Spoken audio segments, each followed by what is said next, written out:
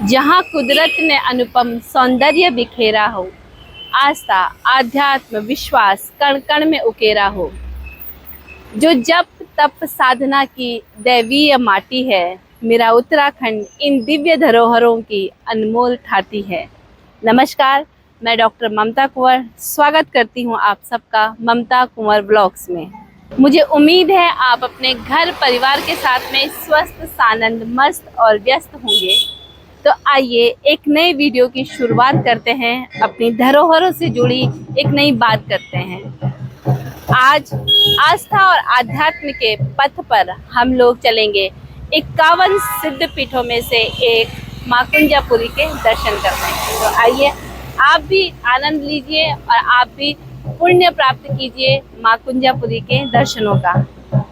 कुंजापुरी जाने के लिए सबसे पहले ऋषिकेश तक आने के लिए आप चाहे देहरादून से आएँ चाहे आप गढ़वाल से आएँ, तो ऋषिकेश बाईपास पर ढालवाला से नरेंद्र नगर के लिए ये सड़क जाती है। इस रूट से हम जाएंगे कुंजापुरी, और ये जो यहाँ से दूसरी ओर जो सड़क जा रही है वो जा रही है गढ़वाल हिमालय के पहाड़ों की ओर। तो अभी हम चल रहे हैं नरेंद्र नगर, और इस जगह पर माँ प्राचीन सिद्धपीठ माँ भद्रकाली का मंदिर भी है। तो माता को प्रणाम करते हुए हम लोग आगे के सफर पे बढ़ेंगे और यहाँ से हमारा अगला पड़ाव होगा नरेंद्र नगर।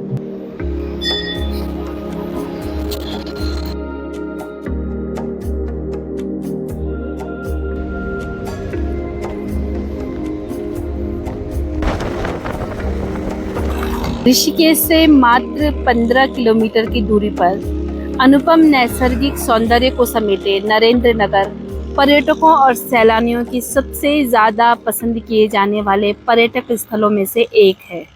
पर्यटकों के लिए ये खूबसूरत स्थान वर्ष 1903 में तब मशहूर हुआ जब टिहरी रियासत के तत्कालीन महाराजा नरेंद्र शाह ने अपनी राजधानी प्रतापनगर से यहाँ बनाने की सोची।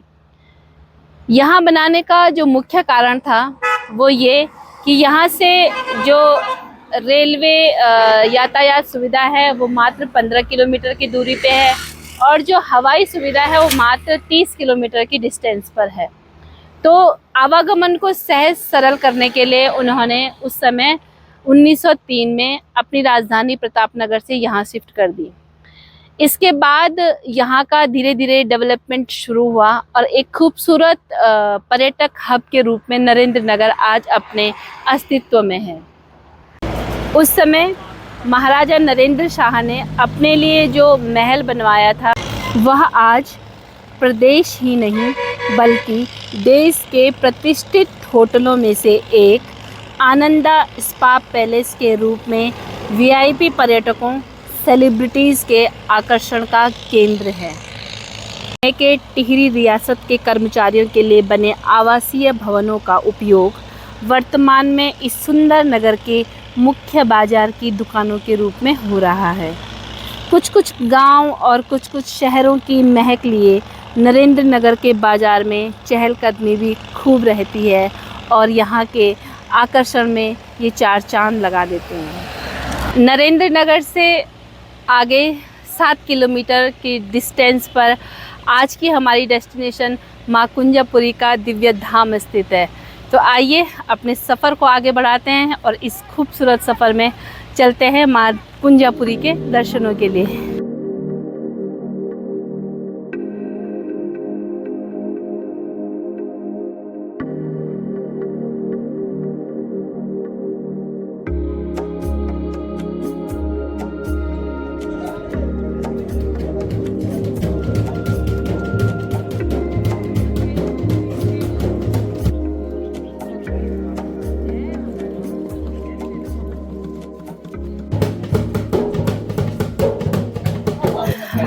और हम पहुंच चुके हैं माँ कुंजापुरी के दिव्य धाम में। ये स्थान हिंडोला खाल में आता है और इस जगह को प्रॉपर बडेरा बोलते हैं।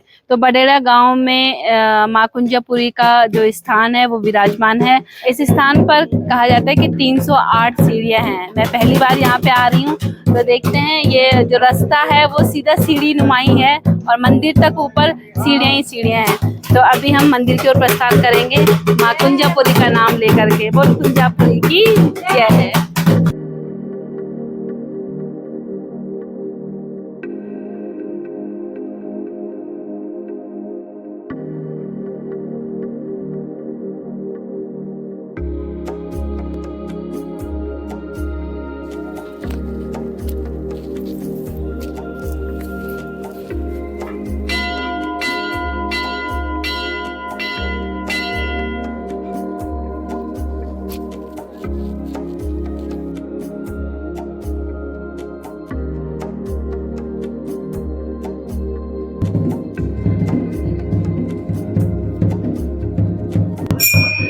और इस समय हम पहुंच चुके हैं माँ कुंजापुरी के दिव्य दरबार में। और आप देख सकते हैं कि यहाँ पर श्रद्धालुओं का आना जाना लगातार बना रहता है।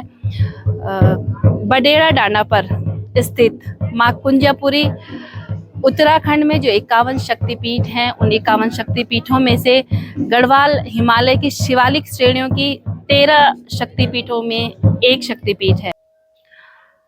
माँ कुंजापुरी की स्थापना के संदर्भ में जो पौराणिक कथा है, वो कथा माँ सती की है। माँ सती जब अपने पिता दक्ष के यज्ञ में उन्होंने अपने प्राणों की आहुति दी थी इस बात पर कि उनके पति देवादिदेव महादेव को यज्ञ में निमंत्रित नहीं किया गया था।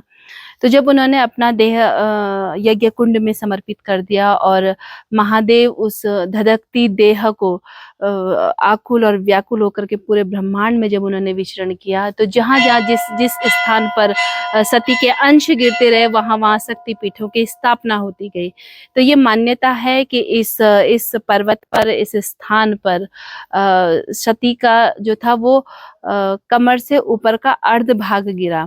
तो इसीलिए यहाँ पे मूर्ति पूजा भी नहीं है और इसीलिए उस जगह को जहाँ पर वो अंश गिरा होगा, उस स्थान को ढक कर रखा जाता है।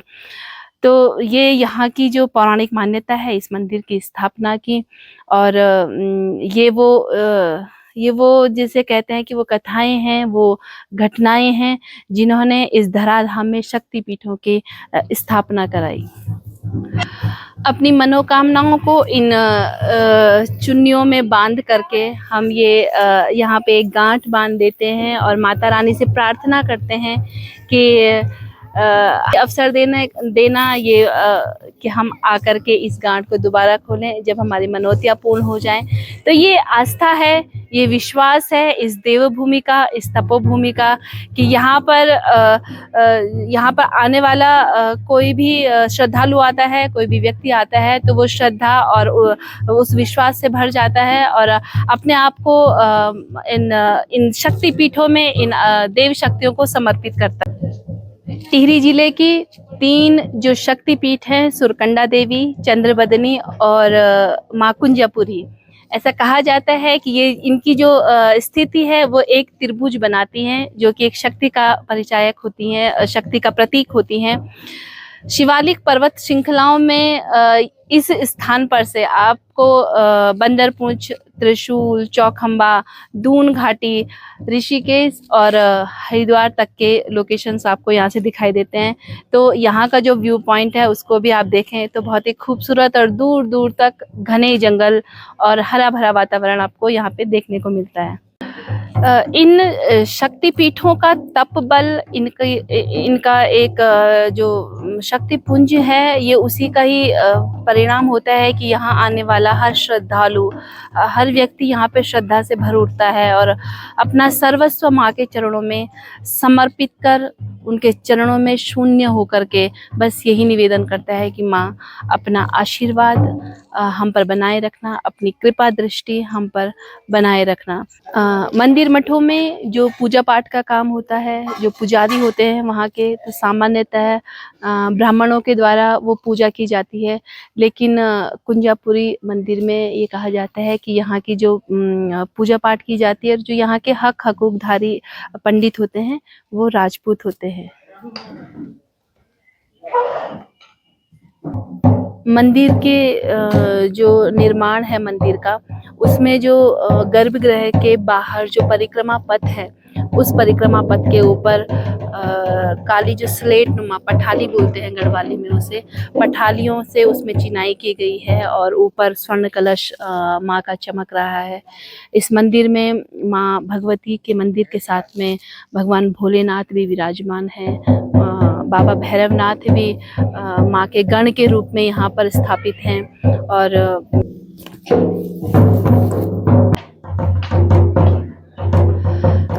आज अगर हम मौसम की बात करेंगे तो आज बहुत ज़्यादा धुंध है, इसीलिए यहाँ से जो आपको व्यूज़ है वो क्लियर नहीं दिखाई दे रहे हैं। यहाँ से सामने नरेंद्र नगर नीचे दिखाई दे रहा है, उधर दून घाटी पूरी दिखाई दे रही है, इधर ऋषिकेश पूरा दिखाई दे रहा है। और पर्वत श्रृंखलाओं में भी यहाँ से बंदरपूछ, चौखंबा और त्रिशूल पर्वत यहाँ से दिखाई देते हैं। लेकिन इस समय पूरा धुंध है, ऊपर आसमान में बादल हैं, तो ये पूरा साफ ये चीज़ नहीं दिखाई दे रही है।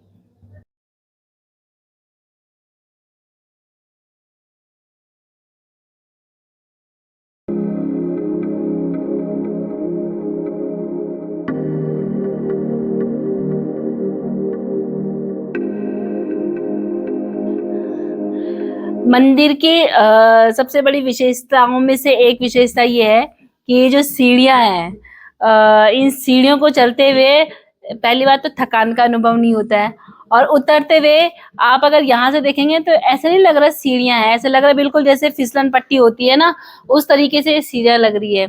तो सच बताओ, इन सीढ़ियों में चढ़ने और उतरने का अपना ही एक अलग आनंद है। आप लोग जरूर और जरूर जब कभी भी इधर आना होता है आप लोगों का, तो माँ कुंजापुरी के दर्शन करने अवश्य आए।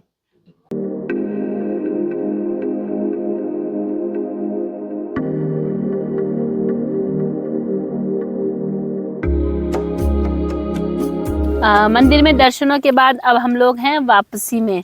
तो मंदिर से 2 किलोमीटर पहले इस बैंड पर हम लोगों ने, क्योंकि सुबह से व्रत रखा हुआ है तो घर से ही हम लोग खाना बना करके लेकर के आ रखे हैं, और पिकनिक का भी एक रूप हो गया है ये। तो जब भी आप लोग भी आए ना, तो इसी तरीके से घर से खाना बना करके लाएं और पूरी फैमिली एक साथ जंगलों के बीच में, देखो इधर बांझ के घने जंगलों के बीच में इस बैंड पर हम लोग यहाँ पर बैठे हैं और बहुत मज़ा आ रहा है खाना खाने का। तो एक पिकनिक भी हो गई धार्मिक यात्रा के साथ साथ में। आपको इनके चैनल के माध्यम से न केवल मनोरंजन बल्कि बहुत सारे उत्तराखंड के रीति रिवाज, धार्मिक स्थान या फिर कुछ पर्यटक स्थानों के बारे में पता चलता है। ये वीडियोस मैं भी देखती हूँ, मुझे बहुत अच्छी लगती है। इनसे मेरा काफ़ी मेरे ज्ञान में काफ़ी ज़्यादा बढ़ोतरी हुई है। मुझे बहुत छोटी छोटी और महत्वपूर्ण बातें पता चली हैं।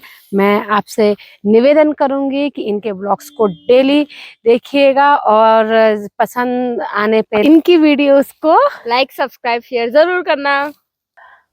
और फिर मिलते हैं आपको एक नई वीडियो में, एक नई डेस्टिनेशन के साथ में। तब तक आप लोग अपने घर परिवार के साथ में स्वस्थ, सानंद, मस्त और व्यस्त रहिएगा। आप सब लोग अपना ध्यान रखिएगा। धन्यवाद।